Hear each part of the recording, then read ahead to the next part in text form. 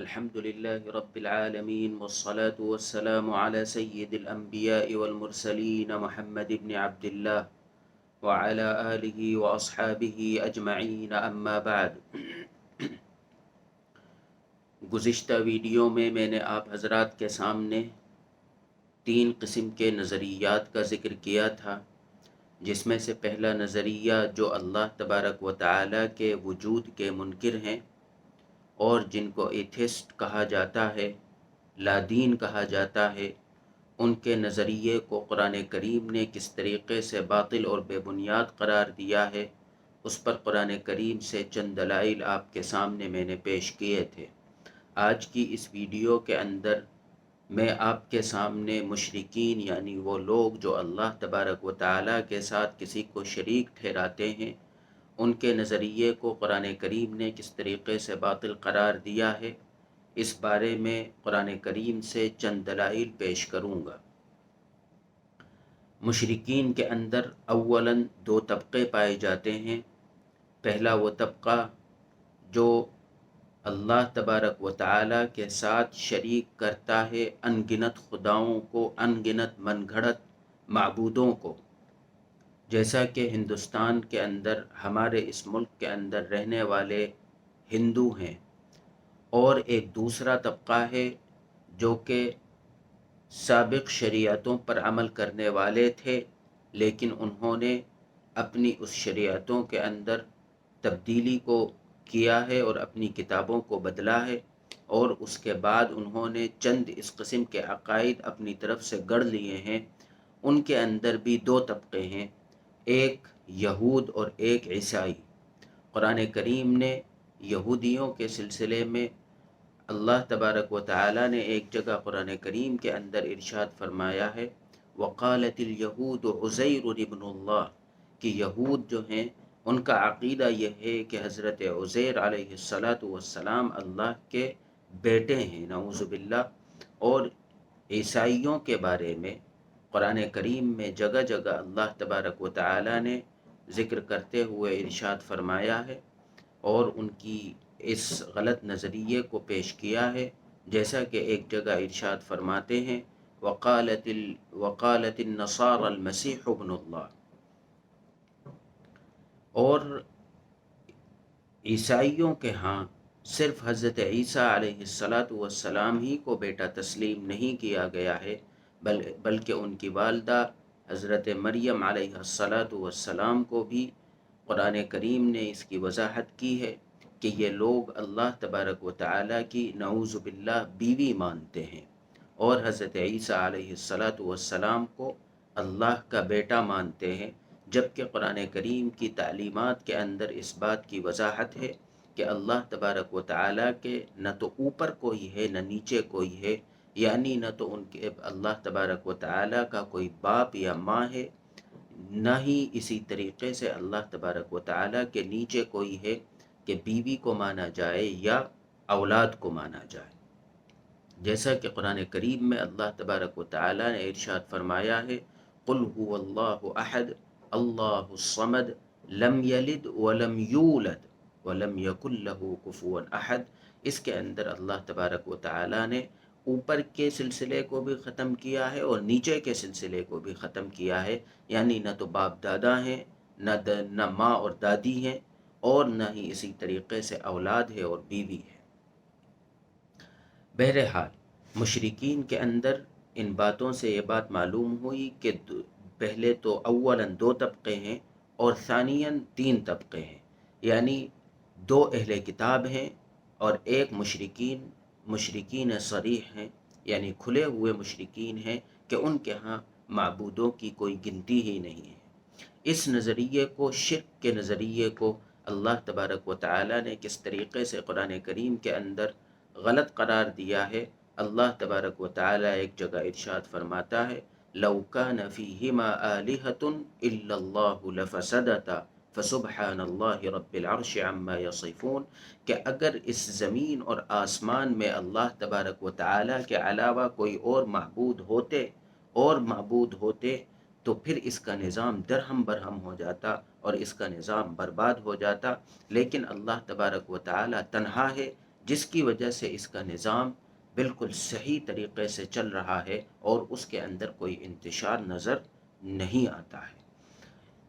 اس کو ہم عام الفاظ میں اگر سمجھنا چاہیں تو یہ بالکل ایسا ہی ہوگا جیسا کہ ہم اپنے ملکوں کے اندر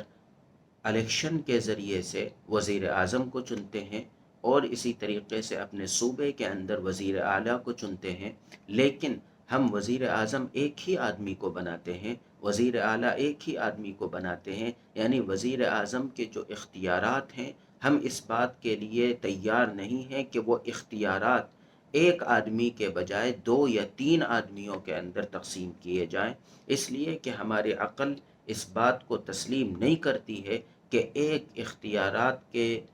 چند افراد اگر ہوں گے تو وہ نظام صحیح رہ پائے گا، بلکہ مشاہدات یہ ہیں کہ اگر کہیں پر ایک اختیارات کے 2 یا 3 لوگ ہوتے ہیں تو وہاں پر نظام بگڑ جایا کرتا ہے، صحیح سلامت نہیں رہا کرتا ہے۔ تو اگر ہم اپنے نظام کے سلسلے میں اس چیز کو برا سمجھتے ہیں اور اس چیز کو اچھا نہیں سمجھ سکتے ہیں،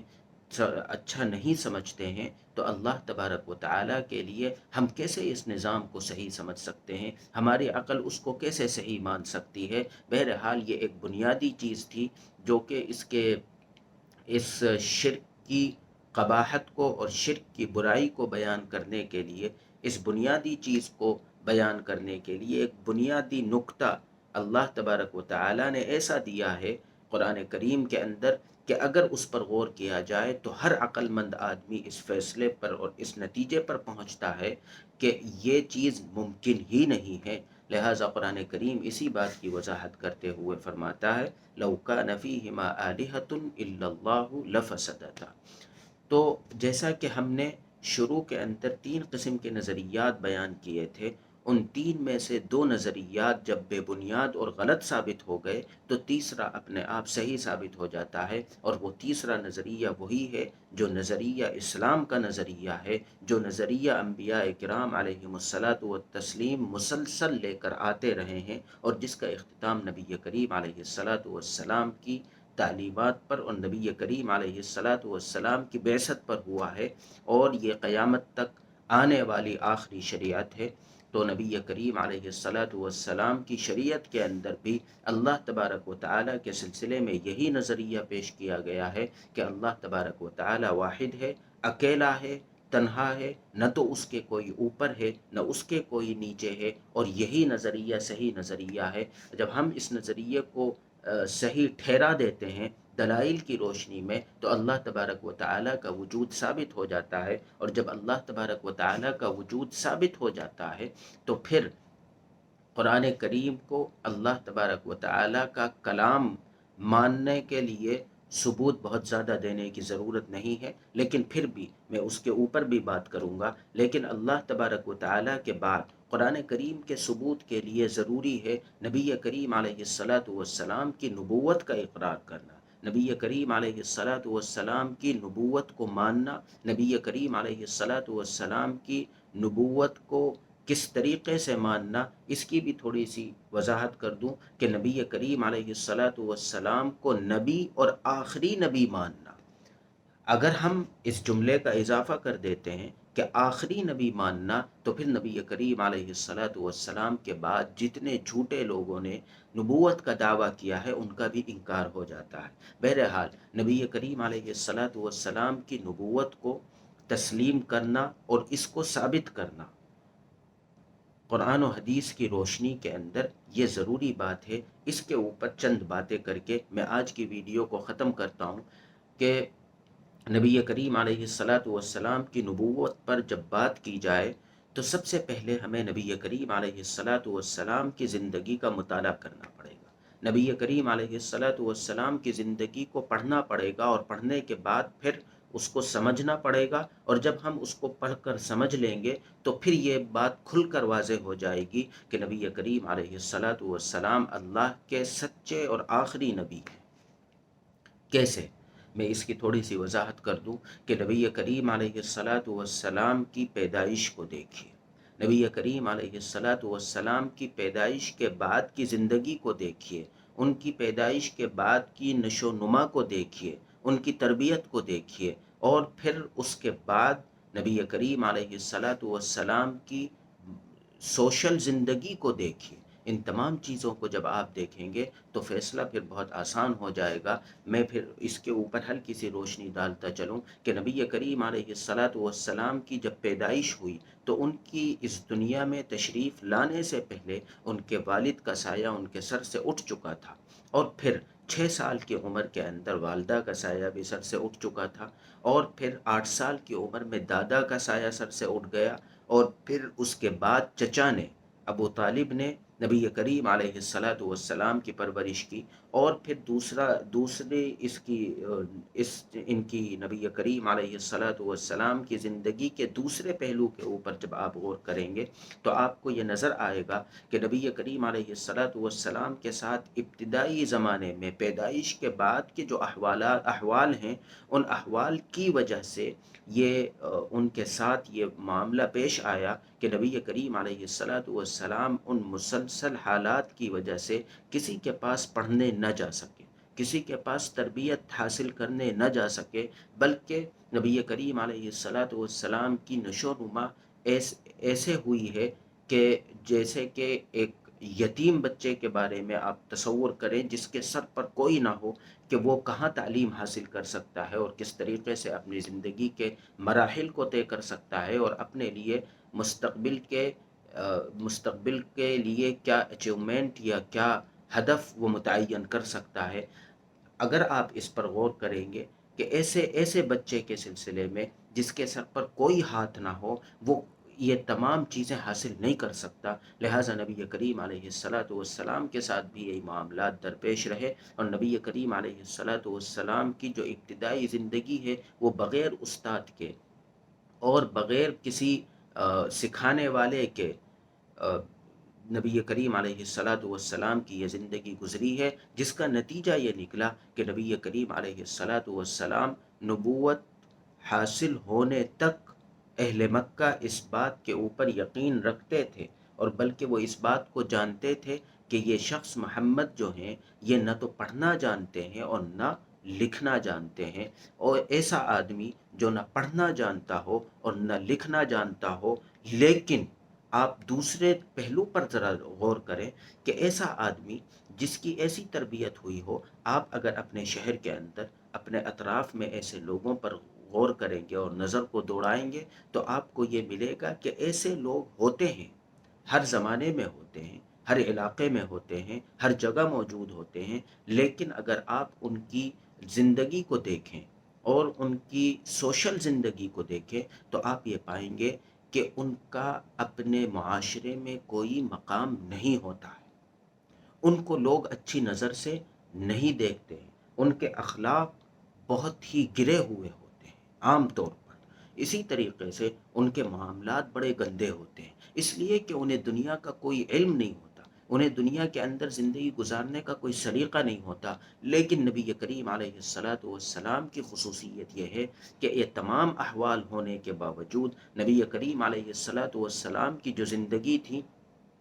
وہ سوشل اتنی اعلیٰ زندگی ہے کہ بڑے سے بڑا قابل آدمی اس مقام تک نہیں پہنچ سکتا، اس درجے تک نہیں پہنچ سکتا۔ اخلاقیات اٹھا کر دیکھیں تو عجیب و غریب، نبی کریم علیہ الصلاۃ والسلام کے معاملات اٹھا کر دیکھیں تو عجیب و غریب، اس کی مثال دنیا پیش کرنے سے قاصر ہے۔ لہٰذا ایک طرف تو امی ہونا ہے، ایک طرف تو بغیر پڑھے لکھا ہونا ہے، ایک طرف تو بغیر تربیت یافتہ ہونا ہے، اور دوسری طرف اتنے اعلیٰ اخلاق کا ہونا، اتنے اعلیٰ اس کے اندر خصوصیات کا ہونا، یہ کیا حیرت کی بات نہیں ہے تو کیا ہے؟ لہٰذا یہ تمام وہ خصوصیات ہیں جو نبی کریم علیہ الصلاۃ والسلام کی نبوت پر دعویٰ کرتی ہیں، گویا کہ ایسا محسوس ہوتا ہے گویا کہ اللہ تبارک و تعالیٰ نے خاص طور سے ان کو تخلیق کیا ہے اور خاص طور سے ان کی تربیت کی ہے۔ اللہ تبارک و تعالیٰ نبی کریم علیہ الصلاۃ والسلام کے طفیل میں ہم لوگوں کو صحیح راہ پر چلنے کی توفیق عطا فرمائے۔ اس سلسلے میں ویڈیو کافی لمبی ہو جاتی ہے، وقت اجازت نہیں دے رہا ہے، انشاءاللہ اگلی ویڈیو میں مزید بات کروں گا۔ اللہ تبارک و تعالی نبی کریم علیہ الصلاۃ والسلام کے نقش قدم پر چلنے کی توفیق عطا فرمائے، اور نبی کریم علیہ الصلاۃ والسلام کے اوپر نازل کردہ اس کلام کو ہم لوگوں کو سمجھنے کی اور اس پر عمل کرنے کی توفیق عطا فرمائے۔ وآخر دعوانا ان الحمد للہ رب العالمین۔